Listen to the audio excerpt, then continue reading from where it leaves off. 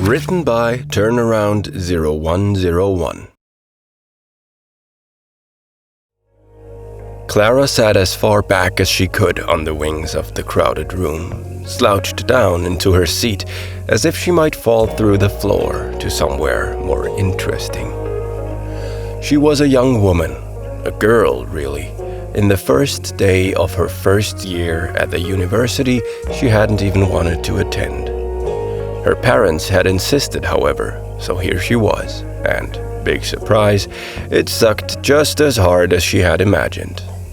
There were 45 students in this hall, and not one of them seemed like anything other than some cookie-cutter Barbie wannabe or soon-to-be failed frat pledge. On top of that, the syllabus didn't have a single useful thing looking about minerals on it until the 8th week, and even that was something she thought she'd already read. Perhaps geology hadn't been the best decision, but then, what was a witch actually supposed to study in school?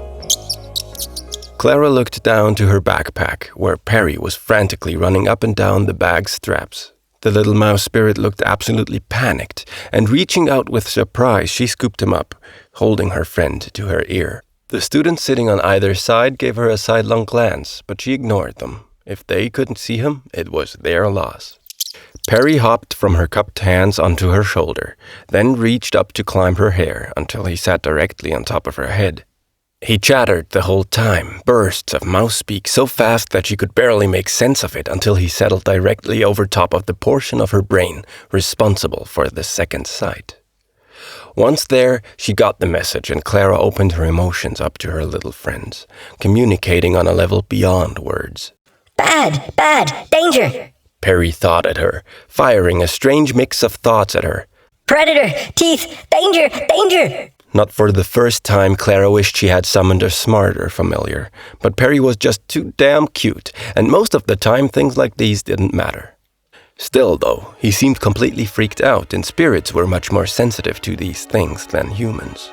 With a sigh, she began the complex array of hand motions that substituted for a wand, hiding them under her desk, and then she spoke a word of power. A moment later, the entire room lit up in front of her in a raucous display of auras. Most people's auras were tended towards shades of gray as they aged, with youth being the time of highest variance. Throughout the room, she saw light pinks, several pleasant greens, even a turquoise towards the front that she would have been very interested in under different circumstances. Clara's own was a shockingly bright white. She had been told more than once that it was blinding, although that might just have been wizards trying to hit on her. In that moment, however, all of that fell away. At the front of the room, sandwiched on either side of some completely unsuspecting fool, were a pair of jet black auras with rough, sawtooth edges. The aura on the right was particularly horrific, with cracks seeming to extend down to its very core, where a tightly wound ball of negative energy seemed to eat the light all around it. They were killers, and experienced ones judging by those jagged edges.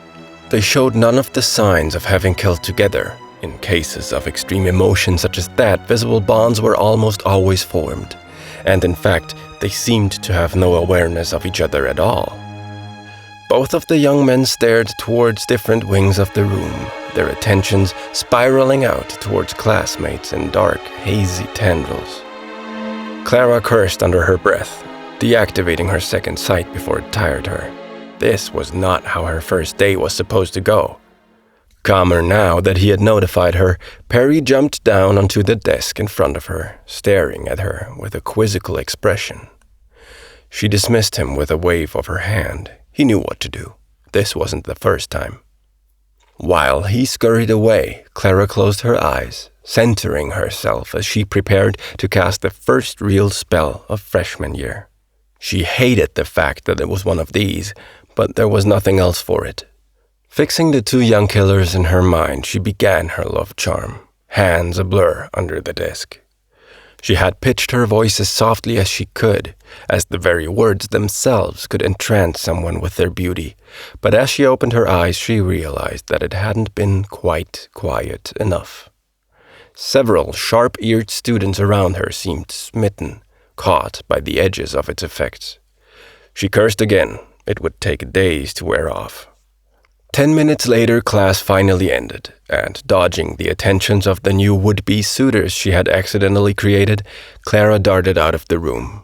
She lingered outside, however, waiting until the 2 boys she had spotted earlier finally left, and then, with a sharp turn on her heel, she was out the door and into the rapidly growing dusk outside. She took the secluded route to the local park, stretching her senses behind to make sure that they followed. The one with the cracked aura was closer. The other hung back, watching and wary. The park was closed by now, and Clara slowed her pace, letting the cracked aura catch up to her. The 3 of them were all thoroughly alone by now. The moment should be just upon him. There it was, running footsteps, ragged breath, the sharp explosion of hunger. Clara turned to face the animal who stalked her, relishing the moment, savoring her victory. In the moment before he was on her, Clara got her first good look at him. He was handsome in the gathering darkness. She hadn't expected that. His eyes were a bright, vibrant green, his hair a shaggy brown that was swept back wildly by his speed. He had a single earring, left ear, and his hands were smooth, like he'd never seen any work in his life, aside from the butchery evidenced by the knife he carried. She caught all that and more before Perry reached him, and the young man was swept up in an avalanche of putrid brown fur. He screamed loudly, loud enough that someone might hear them if there were anyone around except for the second killer, who still hung back in the shadows too far away to be reached. She wondered what he must have thought, first seeing that he wasn't the only predator around, and second seeing his would-be friend devoured by half the mice and rats in the city. Perry detached himself from the seething mass of his living brethren and padded over to Clara, looking up expectantly. "Perry," she said, careful not to look at the man who still hid, "I want you to follow the other one. Do you understand?" With a strangely human nod, the mouse ran off to his duty. Until instructed otherwise, he would tail the stranger every moment of every day, and wherever Perry went, she could feel it. The other killer wasn't long for this world. She forced herself to watch for a few moments longer as the rats devoured their prey. In a strange way, she felt she owed it to the dead man, no matter what he might have been. She hoped she would still be able to sleep tonight. After all that magic, Clara realized she was quite tired. It had been hell of a first day,